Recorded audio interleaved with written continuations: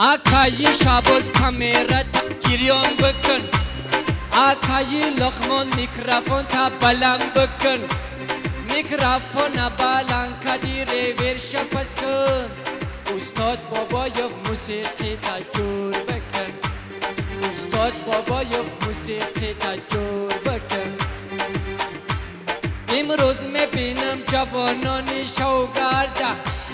در دست سیگارو می نوشیدن میگرده پدر و مادری آنها به مسئولنه خبر از حال فرزندان میگرده آتش شب بین آتش شب بین احوال شب بین جنجال شب بین پیسرانی این زمان از خدمت گریزان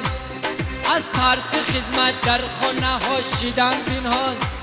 خدمت گریزی کاری مردانگی نیست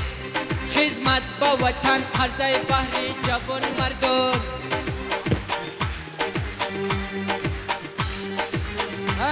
احوال بی احوال بی خجون آخی روز کدوم چی خیلی بخیزو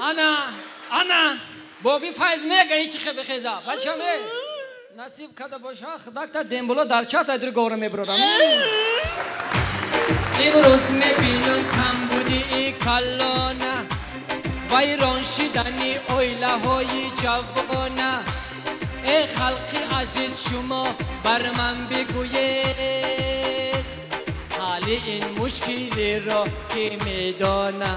در تن میبینم لباس های خارجی را فراموش کردن لباس های ملی را تقلید میکنن با مردمی بیگانه فراموش کردن فرهنگی تاجیکی را احوال شب بین گشتن شب بین لباس شب بین فرهنگ شب بین ای کرمیلای خرک ای بس بابای یگون کس دا پایان هستی تا گوشش کدیستی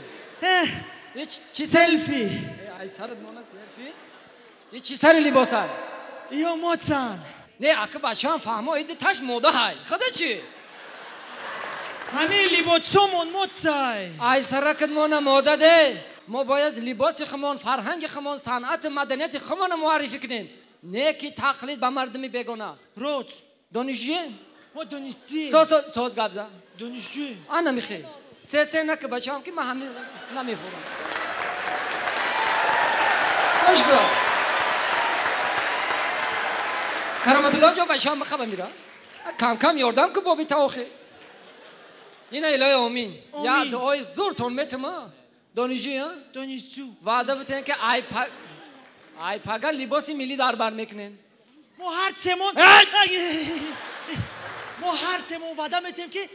هم خیلی لباس میپشیم ای پگن ای اهمی روز دروگو هرچی خارجیش کنن ای دانشگاه خارج کنن رجباف باینوبت بگیش آمین الله اکبر بدا رحمت بگویم بر رکتوری دانشگاه هستی اومده با مهر و با صدق و وفا تربیه کند دانشجویان خود را در تعلیم و تربیه نداره همتا پیشروی ما داریم یگان کس نداره رکتور داریم یگان دانشگاه نداره رکتور داریم یگان دانشگاه نداره دخترها خانه بچه ها همین ماشین بابی تا یاد تلکنین ماشین بابی در قفان ای پیش زودین نشوه ایسا رفته